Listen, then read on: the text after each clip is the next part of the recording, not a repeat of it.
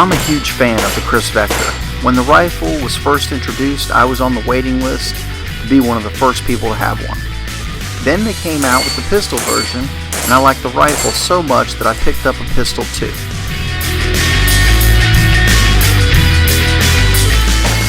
But still it felt something wasn't quite as it should be. The rifle is nice and very accurate, but very long and not very maneuverable. The pistol is maneuverable, but you lose some accuracy and the size is a little awkward. Now Kriss has come up with a third option for the consumer. They've come out with an M4 stock adapter, which allows you to put your choice of M4 stock on your Vector rifle, or put a Sig SBX brace on your Vector pistol.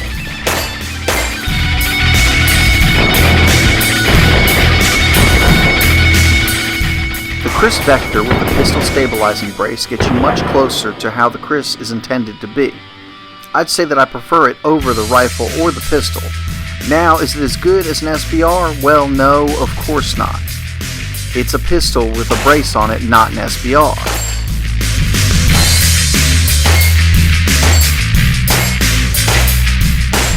I have my Kriss equipped with a KAK Super Sig buffer tube to give me a little bit of extra length. I love these tubes if you're using a Sig brace. They give you just a little more distance between you and the firearm, giving the shooter a more natural length of pull.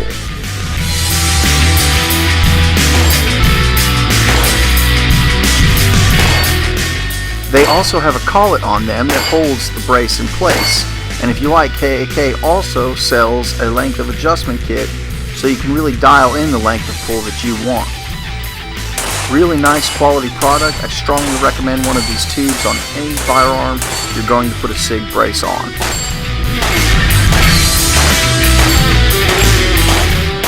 I chose to put the new Sig SBX brace on the Vector mainly for looks. I felt that the SBX edgier appearance went better with the looks of the Kriss. The brace works great and seems to be doing just as well as SB15 braces that I've used on other firearms. The only thing that I would like to point out is that the SBX is slightly shorter than its predecessor, so when using it on a KAK buffer tube, it doesn't quite fit against the collet.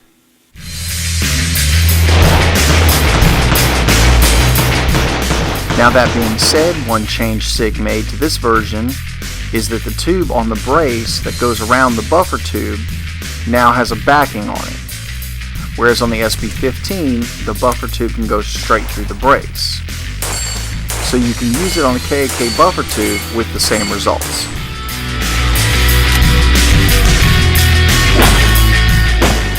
For those of you unfamiliar with the Kriss Vector, this is probably the biggest innovation in the firearm industry in the past 100 years. Instead of the bolt moving directly back into the shooter's shoulder, it is directed down, which mitigates the recoil and muzzle rise of a firearm. This makes follow-up shots much quicker and more accurate. While the bolt design almost completely eliminates recoil, it also leads to the unusual appearance of the Kriss Vector. Another really nice thing about the Kriss Vector is it uses readily available and fairly inexpensive Glock 45 ACP magazines. They've also worked with Magpul on an extension to give you a true 30-round high-capacity experience. And of course, those will fit right into your Glock 21. You might even be able to modify them to fit a 10mm Glock 20. You know, if that was something you wanted to do.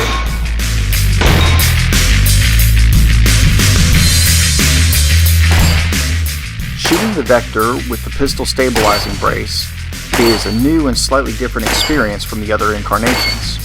However, what is the same is they all have virtually no recoil and are surprisingly accurate.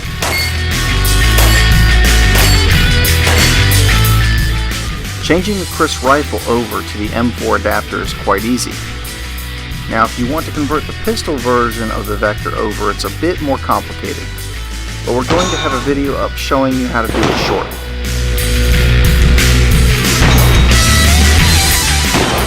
So my love for the Kriss Vector continues. This newest incarnation is an awesome addition to their lineup. Each version kind of fills its own little niche, and this version with a pistol stabilizing brace adds a slightly new experience to the cast.